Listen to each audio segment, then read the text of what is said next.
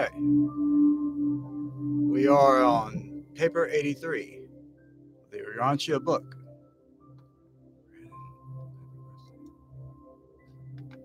It's titled The Marriage Institution. This is a recital of the early beginnings of the institution of marriage. It has progressed steadily from those loose and promiscuous matings of the herd throughout many variations and adaptations, even to the appearance of those marriage standards which eventually culminated in the realization of paired marriage. One moment here. Paired matings, the union of one man and one woman to establish a home of the highest social order. Marriage has been many times in jeopardy, and the marriage mores have drawn heavily on both property, religion, and other things for support. But the real influence which forever safeguards marriage and the resultant family is the simple and innate biologic fact that men and women positively will not live without each other, be they the most primitive savages or the most cultured mortals. It's because of the sex urge that selfish man is lured into making something better than an animal out of himself, and the self-regarding and self-gratifying sex relationship entails the certain consequences of self-denial and ensures the assumption of altruistic duties and numerous race-benefiting home responsibilities. Herein has sex been the unrecognized and unsuspected civilizer of the savage. For this same sex impulse automatically and unerringly compels man to think, and to eventually it leads him to love. So, Section 1. Marriage as a societal institution. Marriage is society's mechanism, designed to regulate and to control those many human relations which arise out of the physical fact of bisexuality. As such, an institution, marriage functions in two directions. One, in the regulation of personal sex relations, and two, in the regulation of descent, inheritance, succession, and social order, this being its older and original function. The family, which grows out of marriage, is itself a stabilizer of the marriage institution, together with the property mores. Other potent factors in marriage stability are pride, vanity, chivalry, duty, and religious convictions. But while marriages may be approved or disapproved on high, they are hardly made in heaven.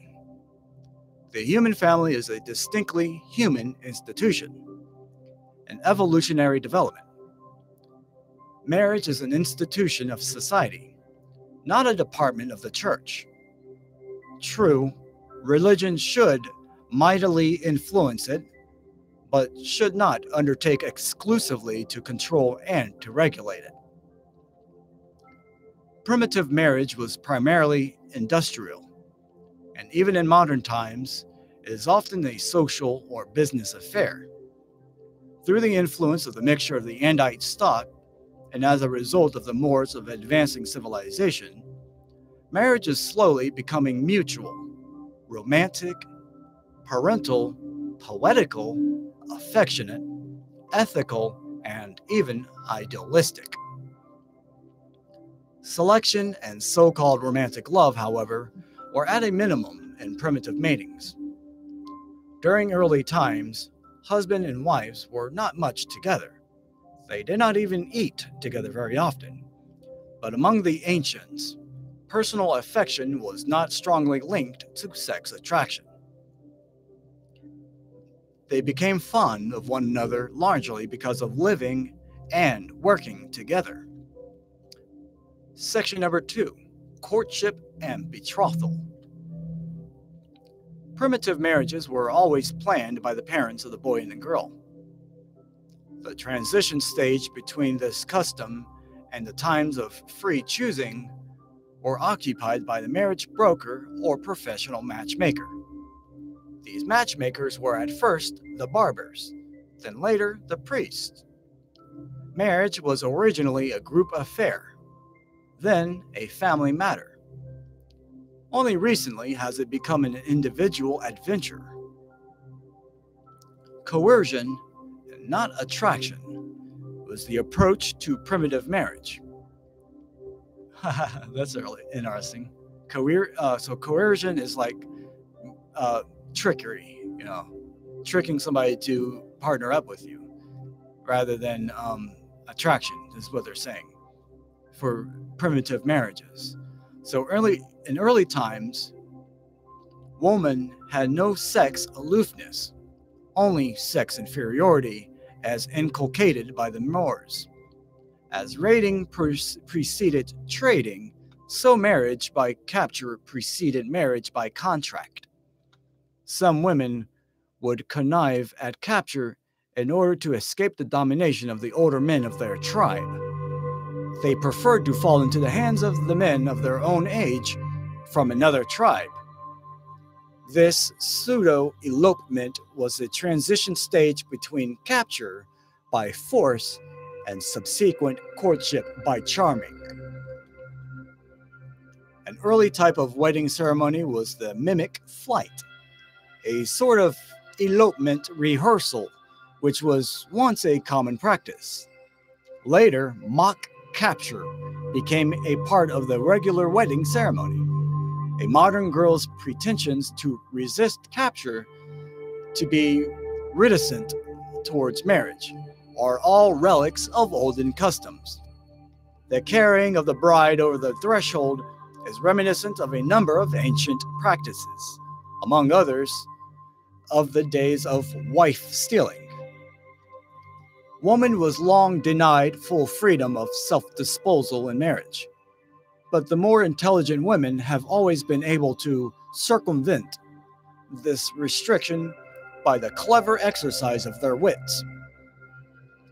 Man has usually taken the lead in courtship, but not always.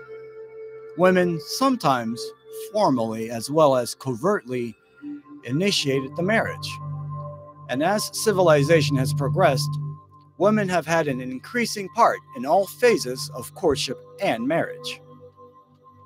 Increasing love, romance, and personal selection in premarital courtship are an endite contribution to the world races. The relations between the sexes are evolving favorably. Many advancing peoples are gradually substituting somewhat idealized concepts of sex attraction for those older motives of utility and ownership.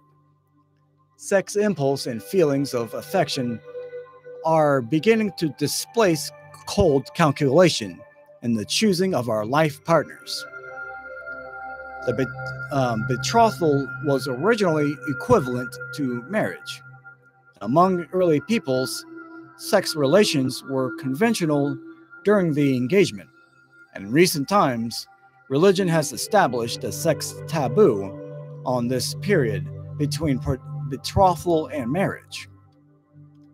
Section number 3, purchase and the dowry.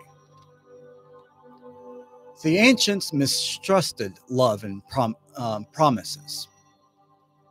They thought that abiding unions must be guaranteed by some tangible security, property. And for this reason, the purchase price of a wife was regarded as a forfeit or as a deposit, which the husband was doomed to lose in case of divorce or desertion. Once the purchase price of a bride had been paid, many tribes permitted the husband's brand to be burned upon her. Africans still buy their wives. A love wife or a white man's wife, they compare as to a cat because she costs nothing. The bride shows were occasions for dressing up and then decorating their daughters for public exhibition, with the idea of their bringing higher prices as wives. But they were not sold as animals. Among the latter tribes, such a wife was not transferable. Neither was her purchase always just a cold-blooded money transaction. Service was equivalent to cash in the purchase of a wife. If an otherwise desirable man could not pay for his wife, he could be adopted as a son by the girl's father and then could marry. And if a poor man sought a wife and could not meet the price demanded by a grasping father, then the elders would often bring pressures to bear upon the father, which would result in a modification of his demands, or else there might be an elopement. As civilization progressed, fathers did not like to appear to sell their daughters. And so, while continuing to accept the bride purchase price, they initiated the custom of giving the pair valuable presents, which about equaled the purchase money. And upon the latter discontinuance of payment for the bride, these presents became the bride's dowry. The idea of a dowry was to convey the impression of the bride's independence, to suggest far removal from the times of slave wives and property companions. A man could not divorce a dowried wife without paying back the dowry in full. Among some tribes, a mutual deposit was made with the parents of both bride and groom to be forfeited in case either deserted the other. In reality, a marriage bond. And during the period of transition from purchase to dowry, if the wife were purchased, then the children belonged to the father. If not, they belonged to the wife's family. That's the end of section 3. We're now on section number 4, the wedding ceremony. How are y'all doing? Thank you for joining. Oh, hey Jody, and hello my brother Benjamin. How are y'all? Thanks for joining. I am reading the Urantia book. It looks like my brother wants me to put on some music here. Let me see if I do have some meditation music. I guess it's just kind of like quiet. Here, let me find some appropriate music as background. Ooh, how about some, what's his name? Just downloaded this. Here we go. Is everybody in?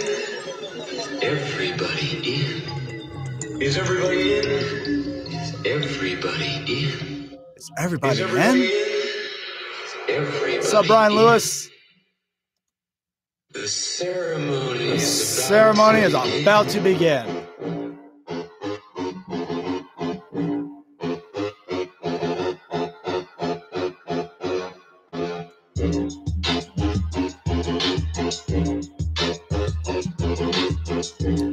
We're now reading section number 4, the wedding ceremony. The wedding ceremony grew out of the fact that marriage was originally a community affair, not just the culmination of a decision of two individuals. Mating was of group concern as well as personal function. Magic, ritual, and ceremony surrounded the entire life of the ancients, and marriage was no exception. Get ready. But y'all want to know what this music is, huh?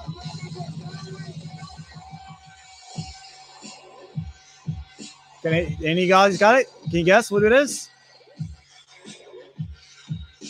It's Bass Nectar across the galaxies.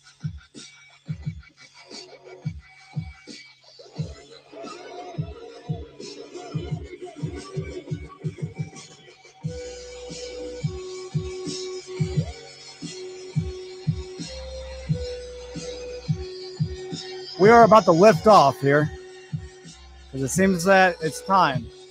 I'm reading this book here and it's talking about marriage, and we're on section number 4, the wedding ceremony. Magic, ritual, and ceremony surrounded the entire life of the ancients, and marriage was no exception. As civilization advanced, and as marriage became more seriously regarded, the wedding ceremony became increasingly pretentious. Early marriage was a factor in property interests, even as it is today, and therefore required a legal ceremony, while the social status of subsequent children demanded the widest possibility for publicity. Primitive man had no records. Therefore, must the marriage ceremony be witnessed by many persons. At first, the wedding ceremony was more on the order of a betrothal and consisted only in public notifications of intention of living together. Later, it consisted in formally eating together. Among some tribes, the parents simply took their daughter to the husband. In other cases, the only ceremony was the formal exchange of presents, after which the bride's father would present her to the groom. Among many Levantine peoples, it was the custom to dispense with all formality, marriage being consummated by sex relations. The red man was the first to develop the more elaborate celebrations of weddings. Childlessness was greatly dreaded, and since barrenness was attributed to spirit machinations, efforts to ensure fecundity also led to the associations of marriage with certain magical and religious ceremonials.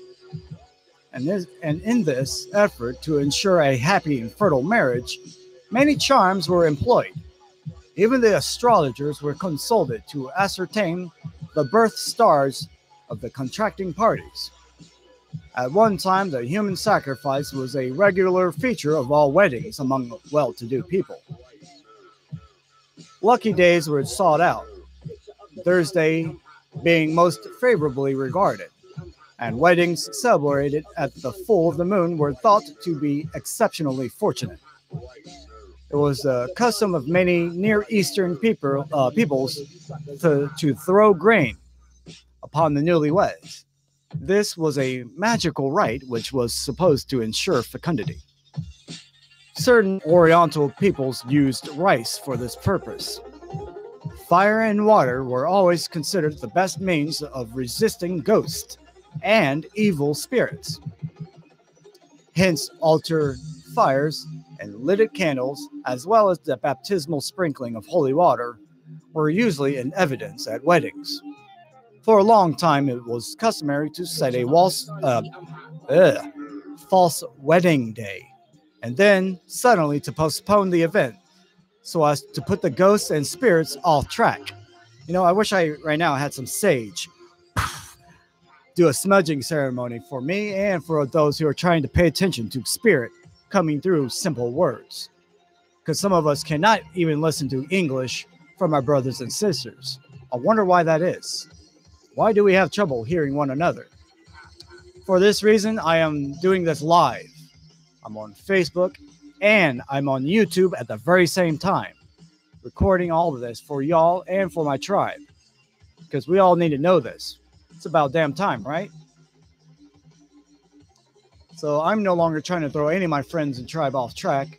I'm just going to simply read this book here for y'all to hear.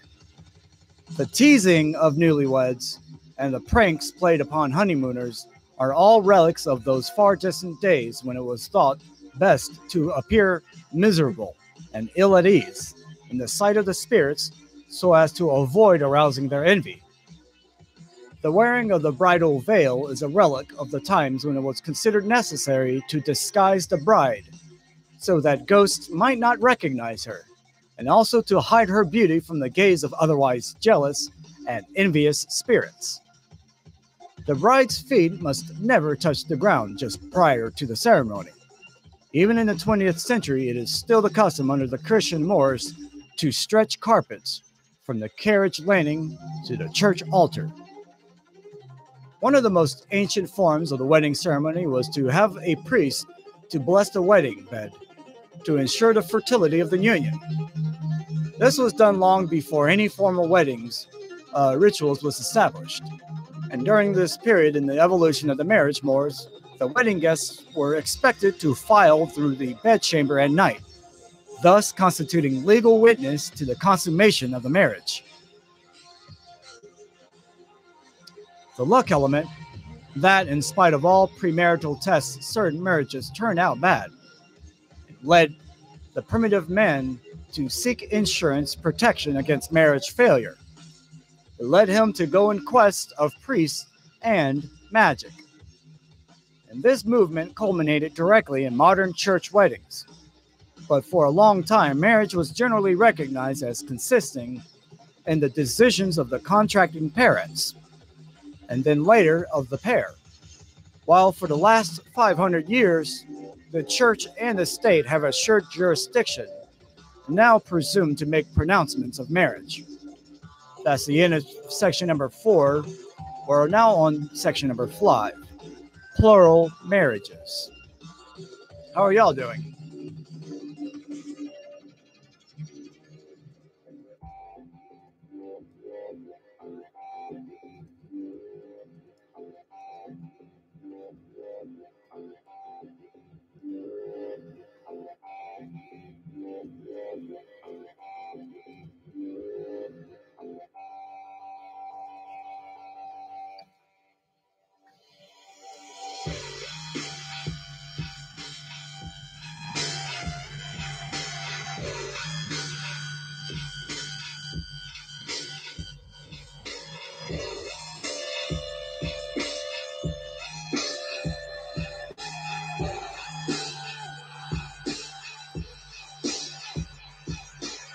The early histories of marriage, the unmarried women belonged to the men of the tribe.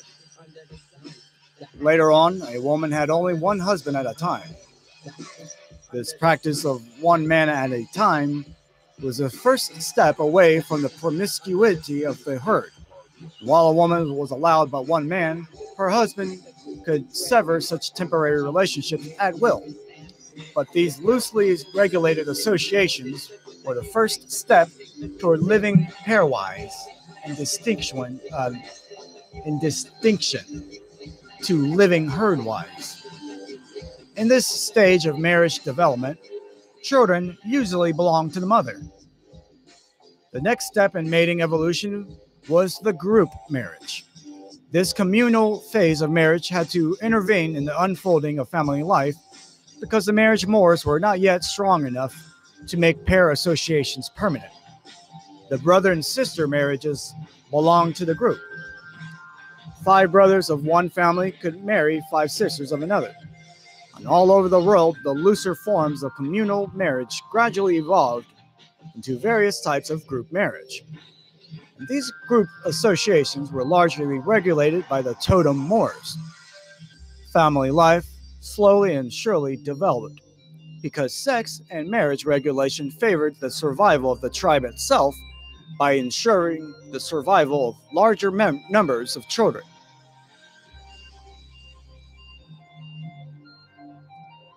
Group marriages gradually gave way before the emerging practice of polygamy, and polyandry. Let me go ahead and put these words in here because people are like, what? What words did you just say? They all start with P.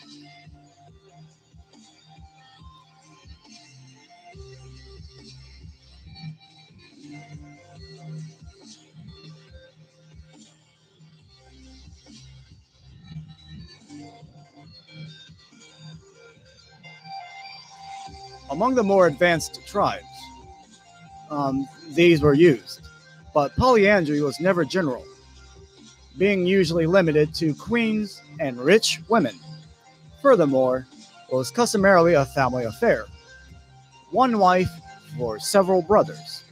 Caste and economic restrictions sometimes made it necessary for several men to content themselves with one wife. Even then, the woman would marry only one, the others being loosely tolerated as uncles of the joint progeny, or family.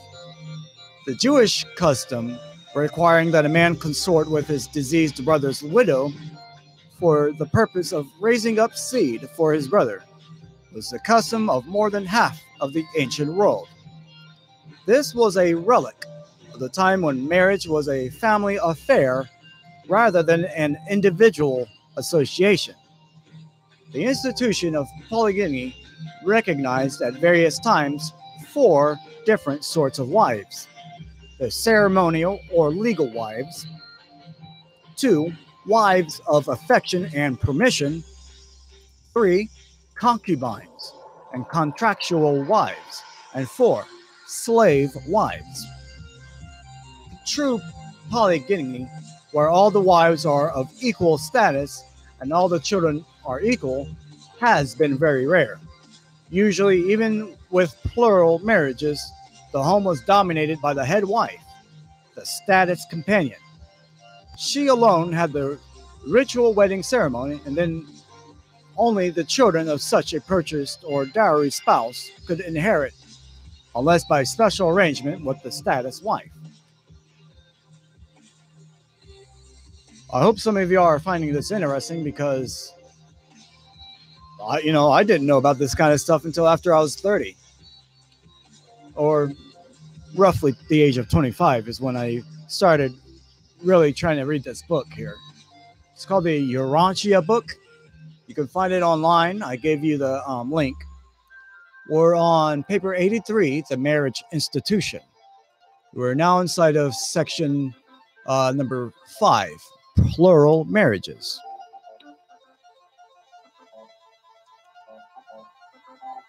The status wife was not necessarily the love wife in early times, and the live wife or sweetheart did not appear until the races were considerably advanced, more particularly after the blending of the evolutionary tribes of the Nodites and Adamites. The taboo wife, one wife of legal status, created the concubine Moors. Under these Moors, a man might have only one wife, but he could maintain a sex relation with any number of concubines. Concubinage was the stepping stone to monogamy, the first move away from frank polygamy. The concubines of the Jews, Romans, and Chinese were very frequently the handmaidens of the wives. Later on, as among the Jews, the legal wife was looked upon as the mother of all children born to the husband. The olden taboos on sex relations with a pregnant or nursing wife tended greatly to foster polygamy.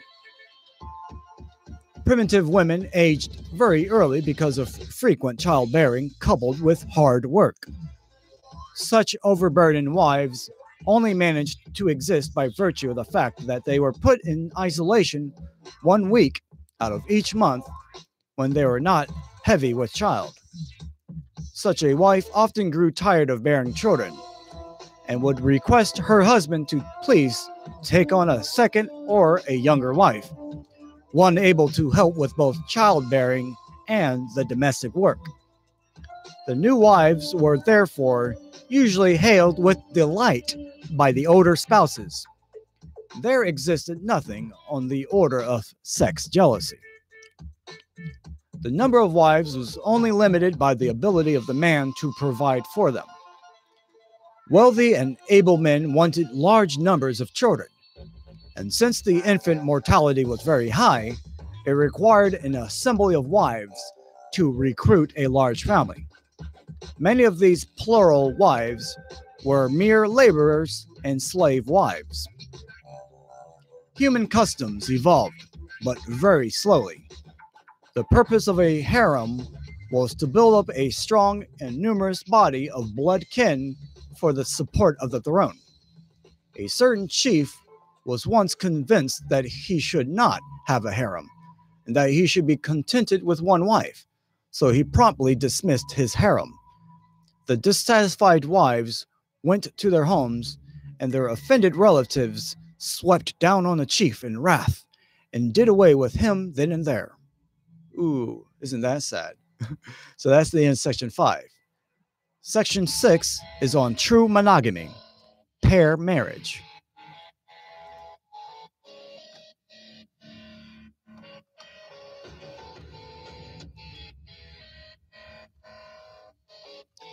Monogamy is monopoly. It is good for those who attain this desirable state, but it tends to work a biologic hardship on those who are not so fortunate. But quite regardless of the effect on the individual, monogamy is decidedly best for the children. The earliest monogamy was due to force of circumstance, poverty. Monogamy is cultural and society, artificial and unnatural. That is, unnatural to evolutionary man.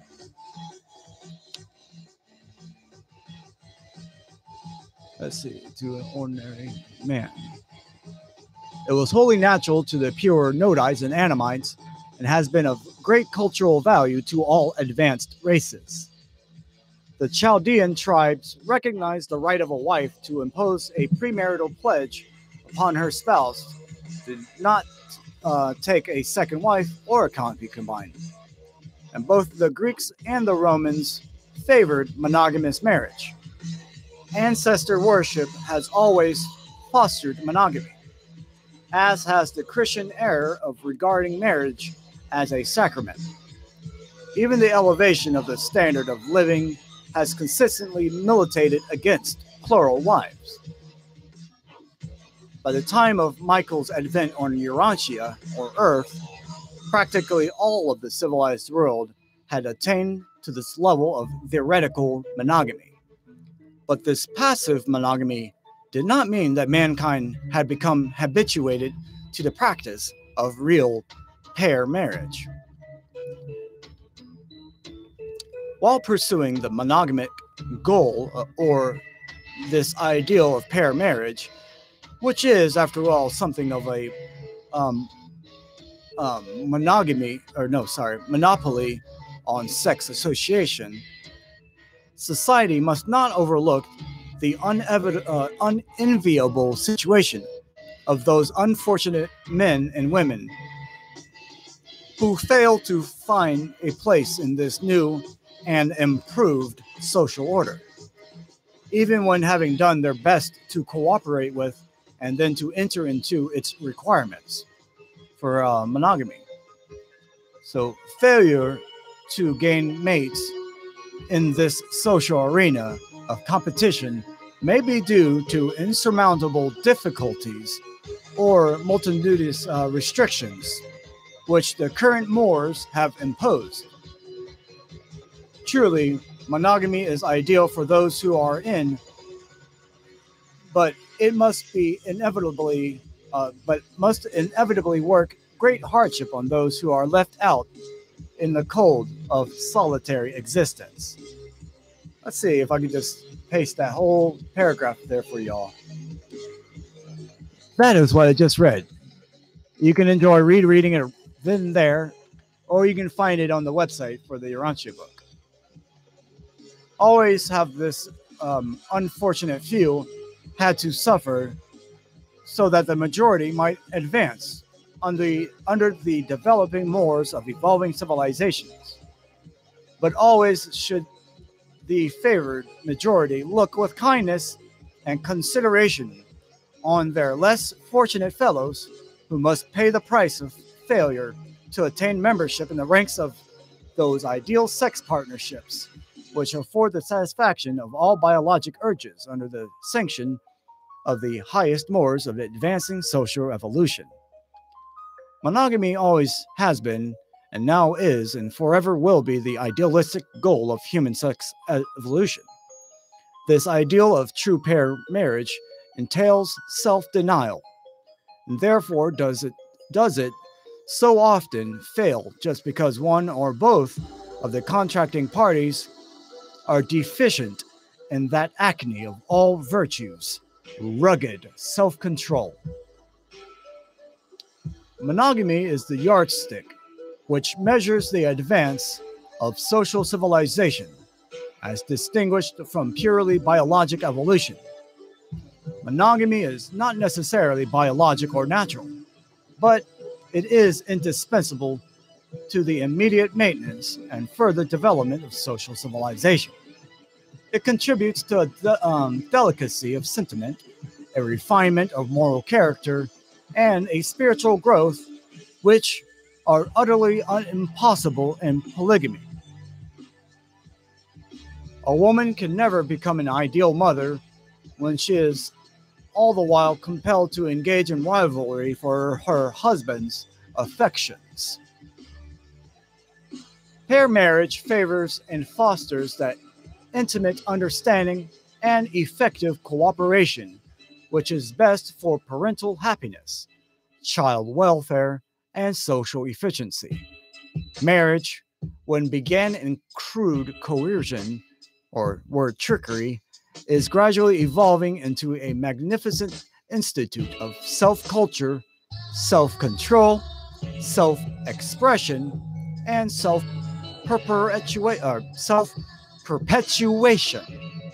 That's the end of section 6. I am now at section number 7, the dissolution of wedlock. Hey, thanks for joining us. I'm reading the Urantia book. I am on paper 83, the marriage institution. I'm on section number 7, the dissolution of wedlock. In the early evolution of the marital mores, marriage was a loose union, which could be terminated at will, and the children always followed the mother. The mother-child bond is instinctive and has functioned regardless of the developmental stages of the mores.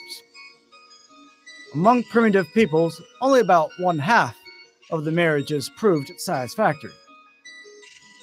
The most frequent cause for separation was barrenness, which was always blamed on the wife.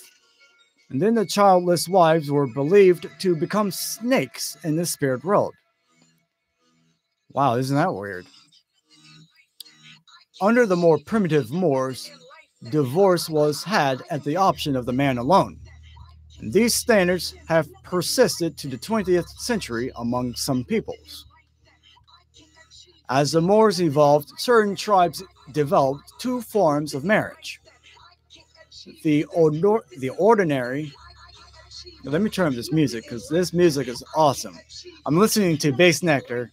It's sort of an okay background music for my voice, I guess. But I hope that you can hear the words that I'm reading here. If not, then you can read the book for yourself and get some knowledge. All right, let's see. As the Moors evolved, certain tribes developed 2 forms of marriage. The ordinary, which permitted divorce, and the priest marriage, which did not allow for separation. The inauguration of wife purchases and wife dowries by introducing a property penalty for marriage failure did much to lessen separation. And indeed, many modern unions are stabilized by this ancient property factor. The social practice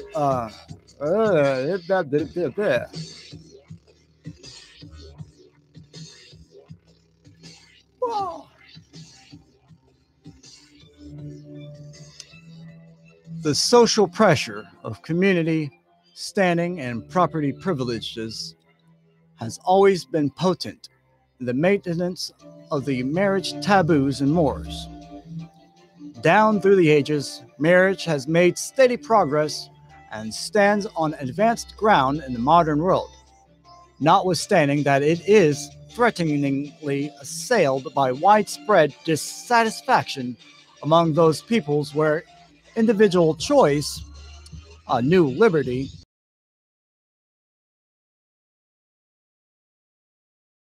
appear among the more progressive races as a result of suddenly accelerated social evolutions. Among the less advanced peoples, marriage continues to thrive and to slowly improve under the guidance of the older Moors. Let me go ahead and scroll down here. The new and sudden substitution of the more ideal but extremely individualistic love motive in marriage for the older and long-established property motive has unavoidably caused the marriage institution to become temporarily unstable.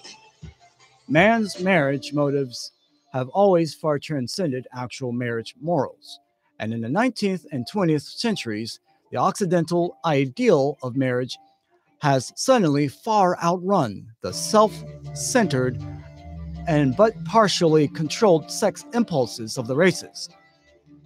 The presence of large numbers of unmarried persons, such as myself, in any society indicates the temporary breakdown or the transition of the mores. So that's why I'm going to just wait a little bit before I get married, because I need to pay much more attention to what's valuable and good in the other person, I guess. Let's see. The real test of marriage, all down throughout the ages, has been that continuous intimacy, which is inescapable in all family life. Two pampered and spoiled youths, educated to expect every indulgence and full gratification of vanity and ego, can hardly hope to make a great success of marriage and home building. A lifelong partnership of self-effacement, compromise, devotion, and unselfish dedication to child culture. Let me go ahead and paste it in there, because I bet some of y'all would like to reread that right now.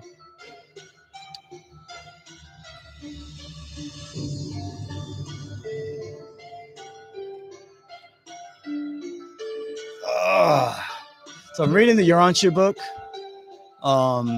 Let's see. I need to go grab a glass of water, so I'll be right back. Let you guys enjoy the music here. Bum, bum.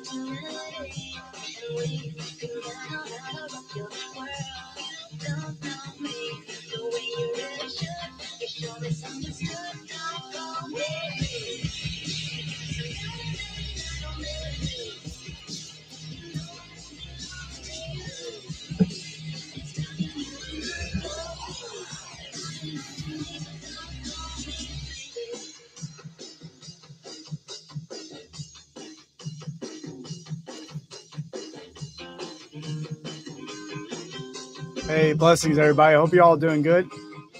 Let's see. I'm on the next section here, but I want to just say blessings. That's a paragraph that I just read, and I'm about to continue on.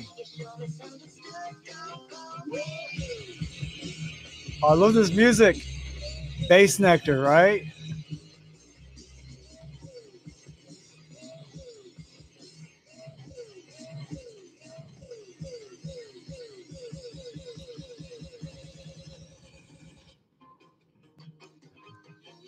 Woo-hoo!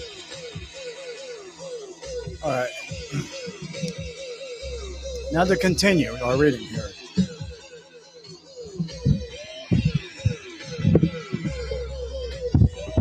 Oh no!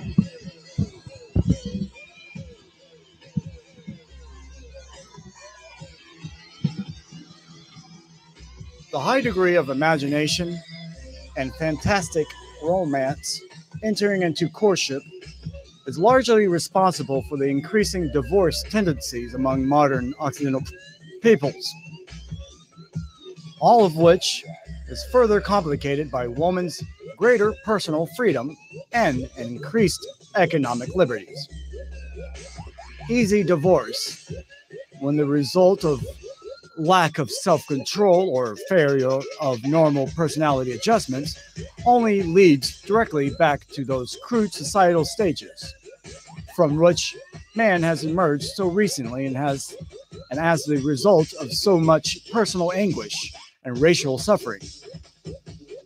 But just so long as society fails to properly educate children and youths, and so long as the social order fails to provide adequate premarital training, and so long as unwise and immature youthful idealisms is to be the arbiter of the entrance upon marriage, just so long will divorce remain prevalent.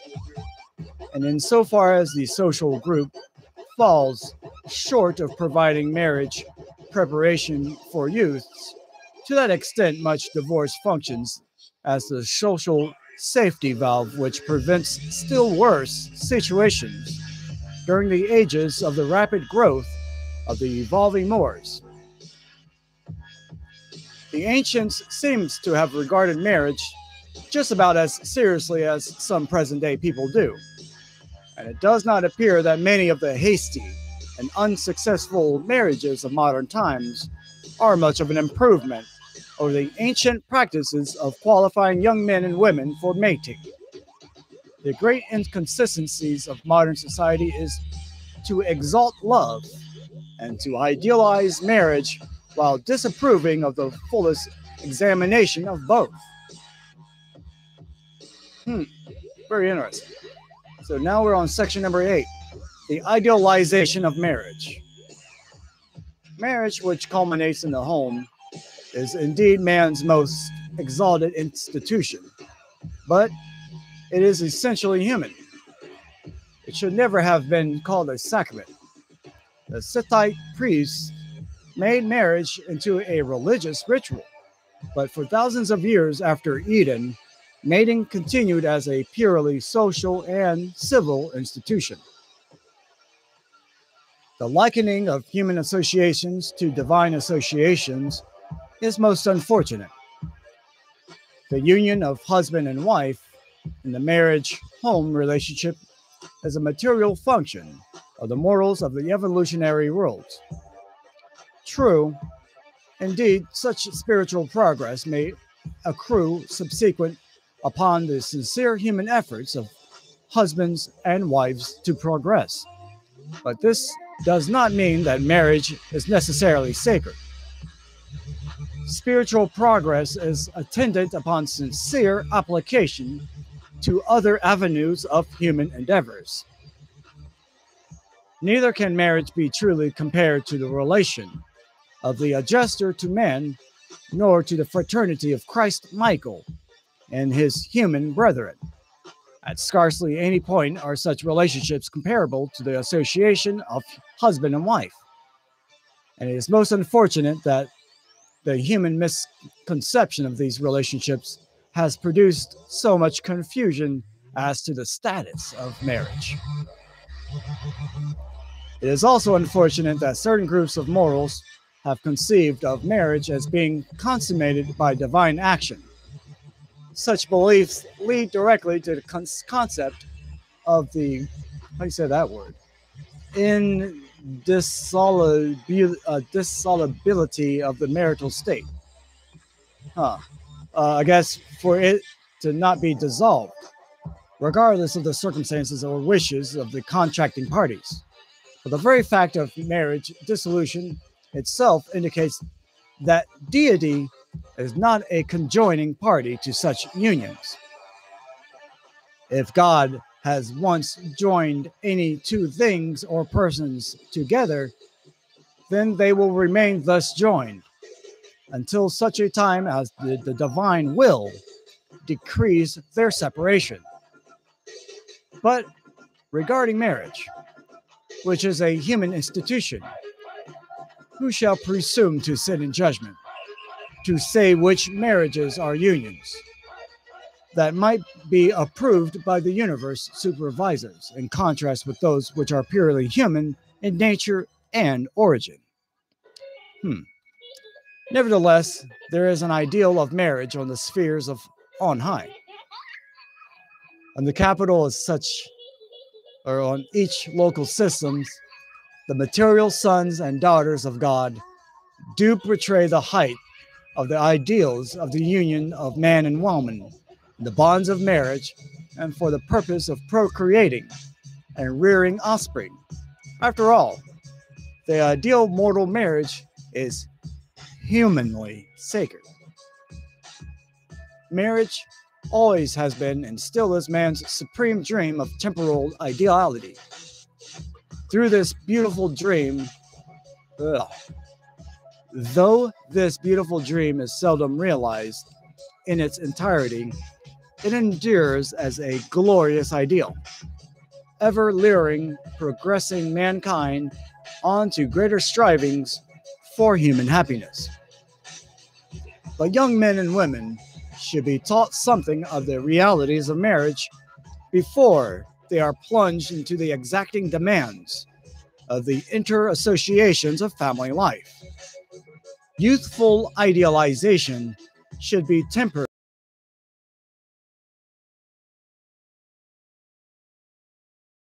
Amen, right? The youthful idealization of marriage should not, however, be discouraged. Such dreams are the visualizations of the future goals of family life. This attitude is both stimulating and helpful, providing it does not produce an insensitivity to the realization of the practical and commonplace requirements of marriage and subsequent family life. The ideals of marriage have made great progress in recent times. Among some peoples, woman enjoys practically equal rights with her consort. In concept, at least, the family is becoming a loyal partnership for rearing offspring, accompanied by sexual fidelity. But even this newer version of marriage need not presume to swing so far to the extreme as to confer mutual monopoly of all personality and individuality. Marriage is not just an individualistic ideal. It is the evolving social partnership of a man and a woman, existing and functioning under the current mores, restricted by the taboos and enforced by the laws and regulations of society. 20th century marriages stand high in comparison with those of past ages, notwithstanding that the home institution is now undergoing a serious testing because of the problems so suddenly thrust upon this social organization by the precipitant augmentation of women's liberties. Rights so long denied her in the tardy evolution of the mores of past generations. This chapter was presented by the Chief of Seraphims stationed here on Urantia, or Earth. That was paper 83, The Marriage Institution. Our next paper is paper 84, Marriage and Family Life. I'm going to go ahead and end both recordings here. I want to thank you all for joining me.